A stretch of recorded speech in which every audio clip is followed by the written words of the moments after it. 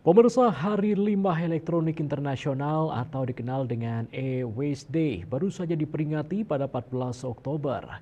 Ini merupakan kampanye kesadaran tahunan yang diluncurkan pertama kali oleh Forum Limbah Peralatan Listrik dan Elektronik WEEE dengan anggotanya pada 2018.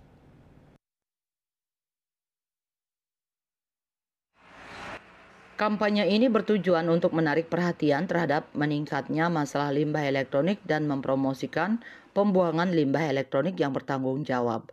Kampanye ini terbuka untuk semua kegiatan kesadaran limbah elektronik, mulai dari media sosial, kampanye TV dan radio, pengumpulan limbah elektronik di kota dan sekolah, hingga pameran seni.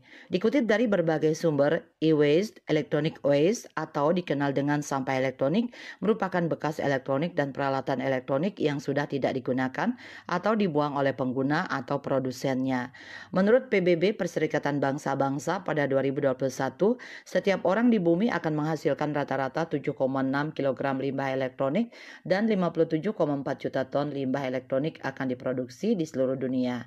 Hanya 17,4% dari limbah elektronik ini yang merupakan campuran bahan berbahaya dan berharga dicatat sebagai limbah yang dikumpulkan, diolah, dan didaur ulang dengan benar.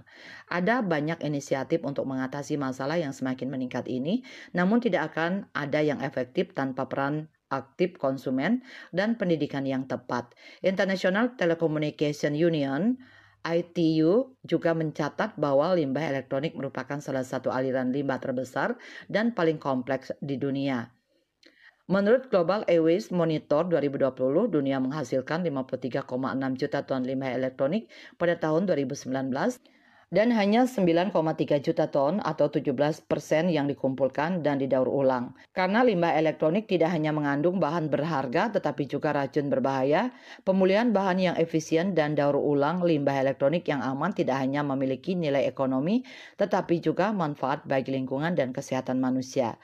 Kesenjangan antara jumlah limbah elektronik yang dihasilkan dan jumlah limbah elektronik yang didaur ulang dengan baik mencerminkan kebutuhan mendesak bagi seluruh pemangku kepentingan, termasuk generasi muda untuk mengatasi masalah ini. Faktanya, mendaur ulang barang elektronik tidak hanya menghidupkan kembali logam, plastik, dan bahan lainnya, namun juga mengurangi kebutuhan akan ekstraksi dan pemrosesan bahan mentah yang boros energi dan mengeluarkan gas rumah kaca.